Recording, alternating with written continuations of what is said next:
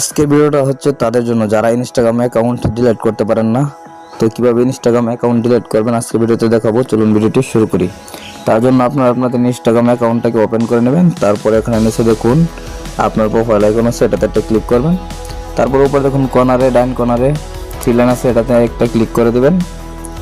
তারপর এখানে দেখুন অ্যাকাউন্ট সেন্টার নামে একটা অপশন আছে, এটাতে একটা ক্লিক করবেন।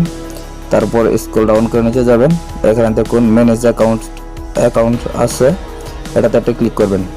এটাতে ক্লিক করার পর দেখুন এখানে আপনার যতগুলো অ্যাকাউন্ট আছে সেগুলো শো করবে, ফেসবুক, হোয়াটসঅ্যাপ এবং ইনস্টাগ্রাম। আপনারা এখানে ইনস্টাগ্রাম লেখা দেখে এখানে ম্যানেজে ক্লিক করে দেবেন, ঠিক আছে। তারপরে এখানে আপনারা দেখুন এখানে লেখা আছে ডিঅ্যাক্টিভেশন অর ডিলিশন, এটাতে একটা ক্লিক করে দেবেন।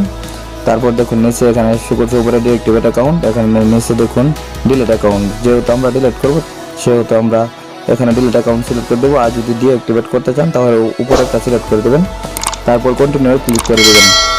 তারপর দেখুন আবার আপনাদের সামনে এরকম ইন্টারফেস শো করবে, আবার কন্টিনিউ ক্লিক করে দেবেন। তারপর দেখুন এখানে আপনারা যে কোনো একটা অপশন সিলেক্ট করতে হবে, জাস্ট নিড এ ব্রেক, মানে আপনি যদি ব্রেক নিতে চান তাহলে এটাতে ক্লিক করবেন। প্রাইভেসি ক্লিক হলে এটাতে ক্লিক করতে পারবেন। আমি যেহেতু ব্রেক নিতে চাই তাহলে উপরেরটা সিলেক্ট করে দেবো, জাস্ট নিড এ ব্রেক। তারপর নিচে দেখুন কন্টিনিউ আছে, এটাতে একটা ক্লিক করে দেবো। তারপর এখানে দেখুন ইয়েস ডিঅ্যাক্টিভেট ইনস্টেড, ঠিক আছে, এটাতে ক্লিক করে দেবো, ঠিক আছে।